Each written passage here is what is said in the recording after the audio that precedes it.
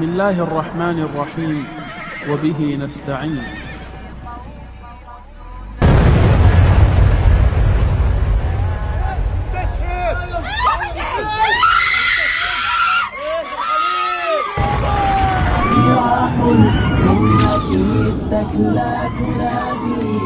عمر أين أنت يا عمر؟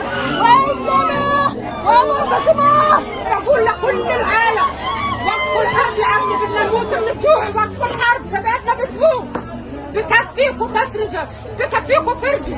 بتفرجوا على فيلم أكشن ما شعوش دم، والله لو فيلم أكشن لخلص يا عرب، يا أمة محمد، يا أمة الإسلام. والله غزة لو اللي فيكوا هذا اللي بيصير فينا فيكوا، قسما بالله أول ما توقف غير غزة. غزة ما قصرت، فقدت جوز بنتي وابن بنتي وولاد سلفي، فقدت حبايبي، فقدت شباب غزة كلها أولادنا. هدول شبابنا، هدول أولادنا. بكفي، تعبنا. بيضحكوا علينا بالمعلبات، هم مش كلاب. احنا شعب غزة مش شحات، شعب غزة عظيم وعريق. شعب غزة طول عمره وهو مجاهد وصابر، وحنضل صابرين.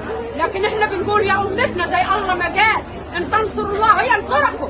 فيش بنصرونا بعلبة فول، بدناش منهم لا سلاح ولا طيارات ولا بواريد. احنا قاعدين هنا صامدين، بدنا بحاجة واحدة، يوقفوا الحرب.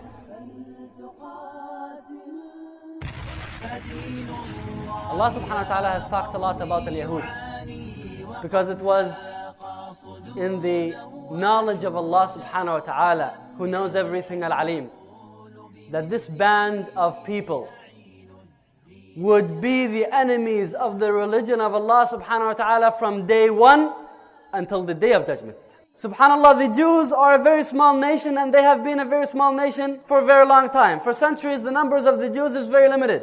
Why didn't Allah subhanahu wa ta'ala talk about the Hindus or the Buddhists or the Confucianists, even though they are much more in numbers, like He has talked about al-Yahud? Numbers is not the issue. Al-Yahud from day one until this day are the ones who are leading the war and the battle against Islam. They are the ones who are making the plans and the plots against this religion. The Yahud are the ones who supported the munafiqeen in the time of Rasulullah sallallahu alaihi wasallam, and they are the ones who are supporting the munafiqeen today. Al-Yahud are the ones who planned together and brought the Ahzab, the different Arab tribes together to fight against Rasulullah sallallahu alaihi wasallam, and the Jews are the ones who are bringing today the nations of the world against the Muslims. The Yahud are the ones who were taking care of the word propaganda against Islam, and the Jews today are the ones who are taking the lead in the media warfare against Islam. From day one, they have been the enemies of the religion of Muhammad sallallahu alaihi wasallam, and they will continue to be the enemies until the last generation of al-Yahud will be the soldiers and the supporters of al-Dajjal, and then it will be the end. And that's why Allah subhanahu wa ta'ala has talked about this nation, so that we would know.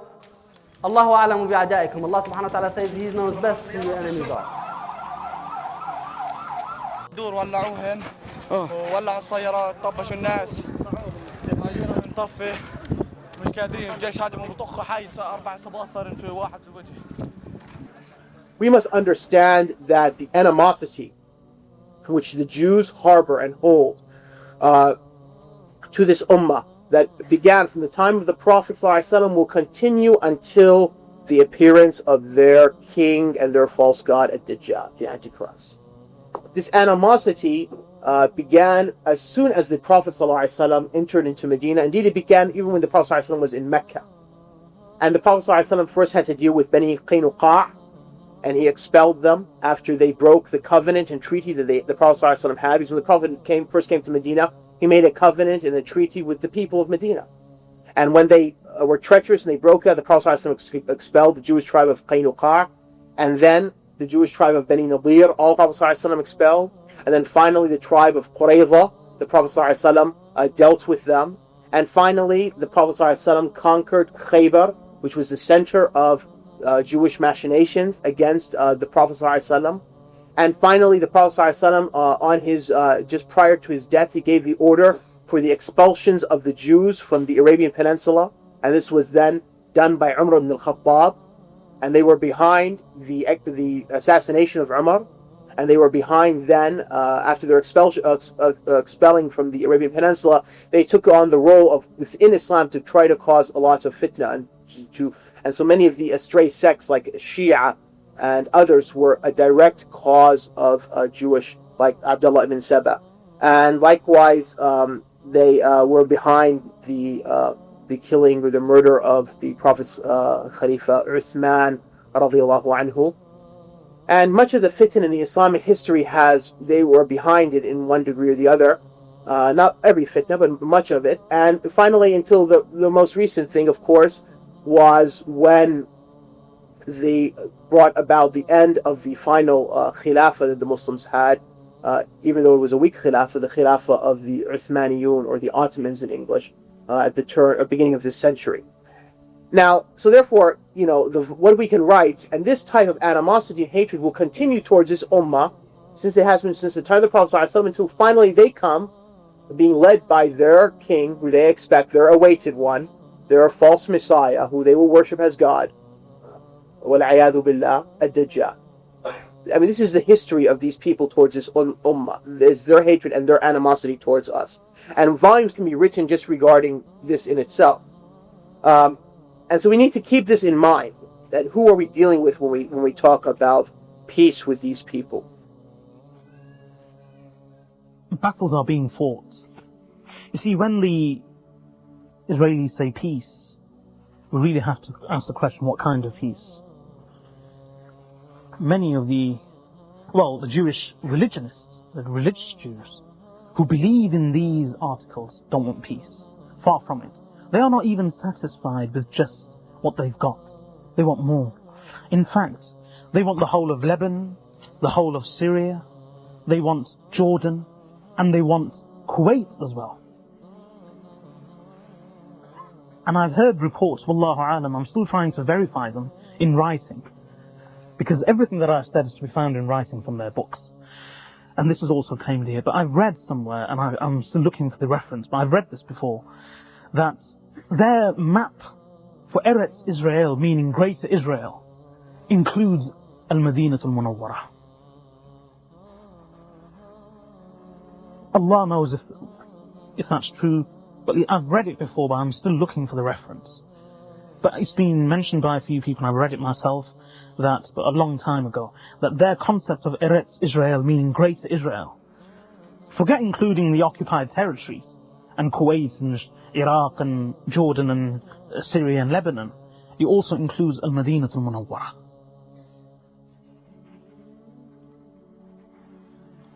And when the Jewish soldiers go, they actually believe that they are going on a holy mission to conquer land in the name of God and to restore the biblical era in which the Jews ruled over great parts of that land.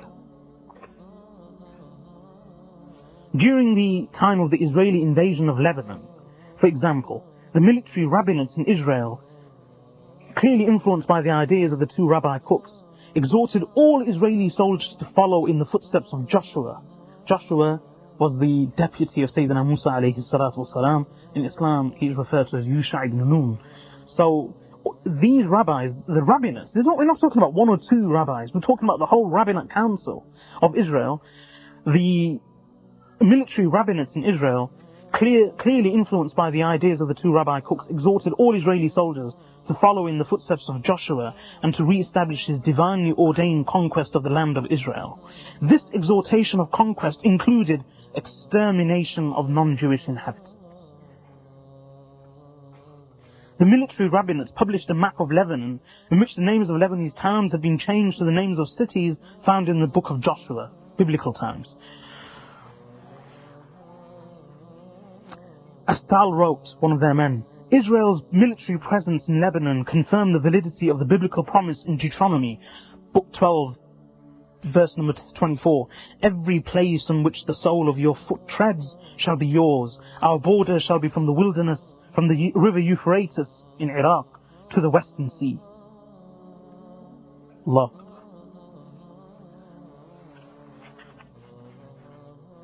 Cook, Avina and Ariel. These two, Cook, Avina and Ariel, are rabbis. These are leading rabbis of Israel. It says here, they actually viewed the Arabs living in Israel as thieves. They based their view upon the premise that all land in Israel was and remained Jewish, and that all property found thereon thus belonged to Jews. He pointed out that for Gush Emunim, meaning the Israeli settlers, this is what the Israeli settlers believe, those who are there, that the Sinai and present-day Lebanon are parts of the Jewish land and must be liberated by Israel. Rabbi Ariel, again the same Jewish leader of the Israeli settlers, Rabbi Ariel published an atlas that designated all lands that were Jewish and needed to be liberated. This included all areas west and south of the Euphrates River, extending through present-day Kuwait. Harkabi quoted Rabbi Aviner. Rabbi Aviner is another one of their leaders. He says, "We must live in this land even at the price of war. Moreover, even if there is peace, we must instigate wars of liberation in order to conquer the land." It is not unreasonable, the authors say, that to assume that Gush Emunim, these Israeli settlers, if they possessed the power and control, they would use nuclear weapons in order to achieve their purpose. If you're listening to our words and saying, how could they be advocating to, do massive bombing, indiscriminate bombing, how could they talk about killing children? We're not advocating to target children, but forgive us if we don't give a shit. If, everybody there dies. If you gave me a button to just erase Gaza, every single living being in Gaza would no longer be living tomorrow, I would press it in a second. That's just, I think most Israelis if probably that's agree. the choice, yeah. Yeah. Mm-hmm. No, even if it's not like right now. Yeah, no. I would press it right now. Mm-hmm. Yeah, and same with the territories. I would press it right now. Mm-hmm. No choice. No, Sharon is safe at home. God willing, I don't know. I haven't spoken to her in like an hour. No, I'm saying for the chance. Yeah. Yeah. I would press it right now. Give me that button and press it right now. There you go. And I think most Israelis would. Yeah. Most Jewish Israelis. They wouldn't post. They wouldn't talk about it like I am. Mm-hmm. They wouldn't post. They wouldn't say I pressed it. Yeah. But they would. They press don't it. have balls of steel like you. They would, but they would press it, right? Like if they were in a closet alone, they wouldn't even hesitate. Mm-hmm.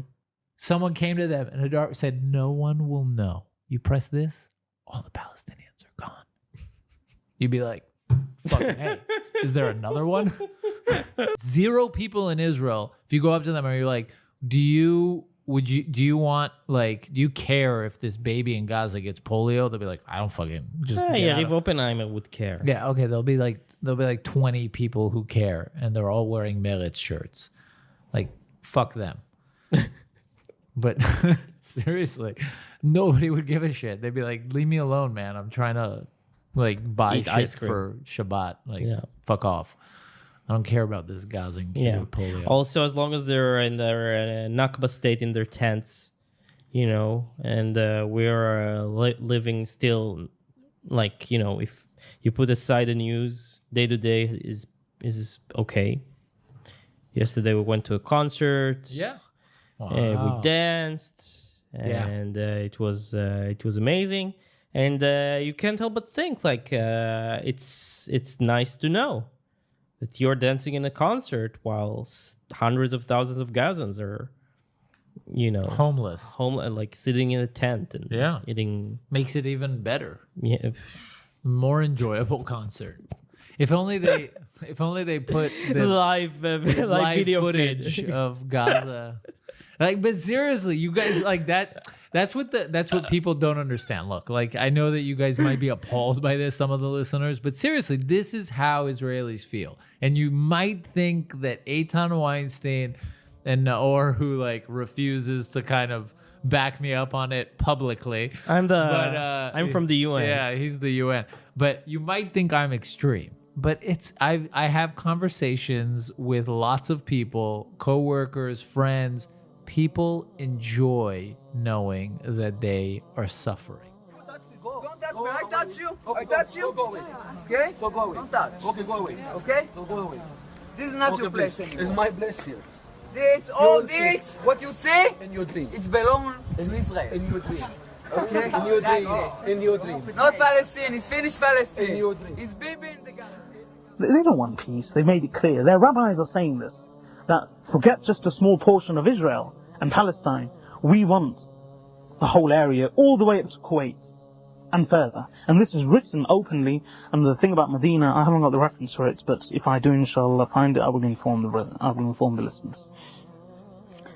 So, what peace? People speak about Islamic fundamentalism and Muslim terrorists. How about saying something about Jewish fundamentalism, Jewish extremism? You know, on the borders of Medina is a small, tiny border. On the outskirts of Medina, it's still, till today, you see the old places where the Jews used to live. Bani Qurayza, Bani Nadir, Bani Qaynuqa. These were all tribes of Jews. That's why the Jews don't believe just Palestine belongs to them. You know, when Prince Abdullah thinks he's a smart man, and he goes and offers peace with the Jews, he doesn't know they have plans to take Medina down. They know Medina. They say that. If you listen to read what they say, not only Palestine belongs to them, all the way to the Arabian Peninsula. Khaybar, those battles that the Prophet ﷺ annihilated them in, they want to revenge that. They still say that today. But the ignorant people, you know, the traitors, they want to extend their hands out to peace. And they don't know what the consequence of what they're doing is. And look how low they are. So these areas, the Jews claim significance to them. And they believe it belongs to them. And in fact, till today, probably if you go to visit Umrah and you have time, and you tell the guide who takes you, show me where the areas of the Jews were, they take you. It's available. I visited them many times. You see their wells, you see the houses where they were living. Still, parts of it are still available till today. Why do they want Gaza in the first place? It seems a lot of trouble killing all these people, committing, you know, atrocities on camera. I mean, the press are barred, but we're still getting a lot of video out of the area. That's a big hit. Why would you be willing to go through all of that to get Gaza? Why do they want it? The Zionists from the beginning have wanted a greater Israel. And David Ben-Gurion wrote a piece in 1918. And David Ben-Gurion, of course, is the founding father of Israel. Yes. Wrote a piece in 1918. I don't think it's ever been published in English. It's just in Yiddish, where he describes what his goals are for a greater Israel. And it obviously includes Green Line Israel, Gaza, the West Bank. It includes parts of the East Bank. It includes parts of southern Syria. It includes parts of southern Lebanon. And it includes the Sinai Peninsula. Just think about that. That was Ben-Gurion's vision. And this was a vision that was shared by almost all the early Zionist leaders. And there are still many people in Israel who are in favor of a greater Israel. They don't want a tiny Israel. When you look at a map of the Middle East, Israel is a tiny little spot compared to these giant land masses. It's really a tiny spot. I actually said, is there any way of getting more? It's so tiny. You had mentioned in the past you're concerned about Israel being too small geographically. Would you support annexation of parts of the West Bank by Israel? Well, I'm not going to talk about that. It certainly is a small, it's a small country in terms of land. See this pen, this wonderful pen? My desk is the Middle East. And this pen, the top of the pen, that's Israel. That's not good, right? You know, that's a pretty big difference. I use that as an analogy. It's pretty accurate, actually. It's a pretty small piece of land. And it's amazing that they've been able to do what they've been able to do when you think about it. There's a lot of good, smart brain power, but it is a very small piece of land, no question about it. Allah subhanahu wa ta'ala has mentioned in the Quran over and over their qualities. And I have many passages which I would like to quote, but unfortunately we don't have time. So what I will do is I'll quote Sayyid Qutb, who has a very lovely essay which he wrote, rahmatullah alayh, called Ma'arakatuna Ma'al Yahud, or Our Struggle with the Jews. So I'll just read a paragraph or two from it. He says, Sayyid Qutb begins his essay by saying, the Muslim Ummah continues to suffer from the same Jewish machinations and double dealing which discomfited the early Muslims. But the Muslim Ummah today does not, one must say with great regret, utilize those Quranic directives and this divine guidance regarding these problems. And then he mentions some certain passages. He says the Muslim Ummah does not take advantage of the Islamic sources which its Salaf used. Only in this way were the Salaf, meaning the Sahaba, able to overcome Jewish conspiracy and double dealing in Medina. And thus did the religion of Islam arise, and thus was the Muslim Ummah born. The Jews continue through their wickedness and double dealing to lead this Muslim Ummah away from its religion and to alienate it from its Quran. They do this in order to prevent the Ummah from utilizing its traditional Quranic weapons and its perfect Qurani readiness for this struggle. The Jews are secure so long as this Muslim Ummah is estranged from the sources of its real power and the roots of its pure knowledge. In other words, so long as we stay away from the Quran, they will continue to have the upper hand over us.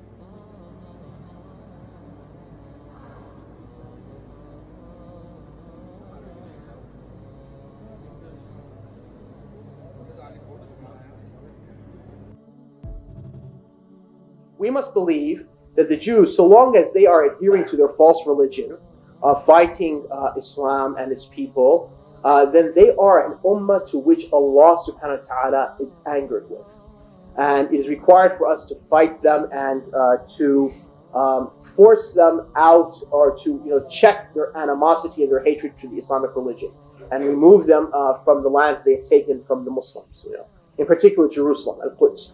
And this is something which we must believe. Whenever we read in the Quran, غَيْرُ الْمَغْضُوبِ عَلَيْهِمْ in Surat al-Fatiha, we should all know that this refers to whom? The Jews, right? And وَلَضَالِينَ, of course, to the Christians. And so this is something that every Muslim must believe, and we must reinforce it. For the future, well, there's a hadith in Sahih Muslim that says that the Muslims will fight with the Yahud on the river of Jordan. The narrator of hadith said that up to that day, and I never knew what Jordan was. And the Muslims will defeat al-Yahud. Now, for a long period of time, that hadith was difficult to understand because Palestine was Muslim. So now we're edging towards the final signs of the Day of Judgment, since the Yahud established and created a state in Palestine. And that hadith is Sahih, it's in Sahih Muslim. So the establishment of the state of Israel prepared the grounds for this event, which the Sahaba had difficulty in understanding. Rasulullah ﷺ said that you will have a war between you and al-Yahud. You will be on the eastern side of the Jordan River, and they will be on the west side of the Jordan River. Now this was difficult for the Sahaba to understand because the Yahud were not strong at that time. Plus the Muslims weren't even there yet, and there were no Muslims in Jordan. The narrator of the hadith said, and I didn't even know where the river Jordan was. Rasulullah ﷺ was talking about events. We don't even know the location.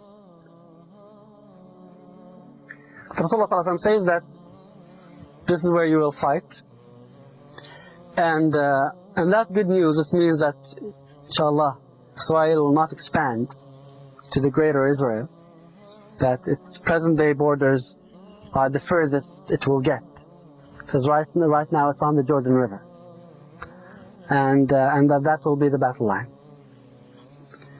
And the eventual result of the war is an-nasr lil-mu'mineen. The believers will prevail. And then there's something in the hadith that is interesting to note. This will be a battle that will be witnessed not only by the ones who are fighting it, but it's an event that even nature will participate in. So the rocks and trees will tell the Muslim that behind me is a Yahudi. Now when this rock and tree is calling the Muslim, what is it saying? Is it saying al-Falastini? Or Egyptian? Or Pakistani? What is it saying? Oh Muslim. The rock knows you as a Muslim, doesn't know where you come from. It only recognizes the Iman. Therefore any battle that is waged under a banner other than La ilaha illallah is a lost cause. The Nasr will only occur when it is clear La ilaha illallah, and that your identity is Muslim. That is when the Muslims will win. Now that will not be the end of al-Yahud, because then the ones who would leave, they would join in with al-Dajjal.